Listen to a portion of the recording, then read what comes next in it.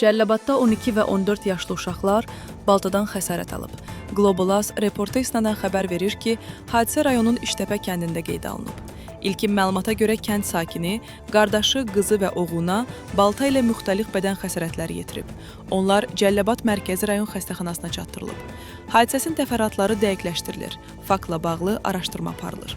Çox qanazaqlı, tərbiyəli, halal zəhmət ilə qazanan uşaqlar. Sadəcə olaraq görkəm şok içindədir. Əmin yəni necə deyə bilər, biz qardaşı, öz əmsi, öz qardaşı balasın hansı şəkildə necə deyə bilər? Yəni bu insana yaraşan bir şey deyil.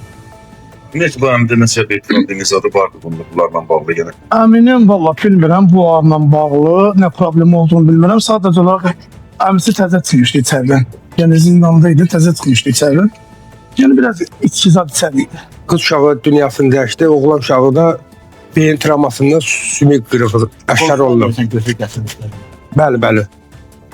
Beləncə olsa, beləncə öz əmisi, öz qardaş uşaqların qətlə yetirib. Tapşirəymiş yoldaşa getmə, qonşunun evinə getmə, o da gedən kimi beləncə afət baş verir. Özü yaxının evinə gedib, başqa evə getmir. Əmsi evində, o da ayrı. Onun da uşağı var, 2 uşağı var.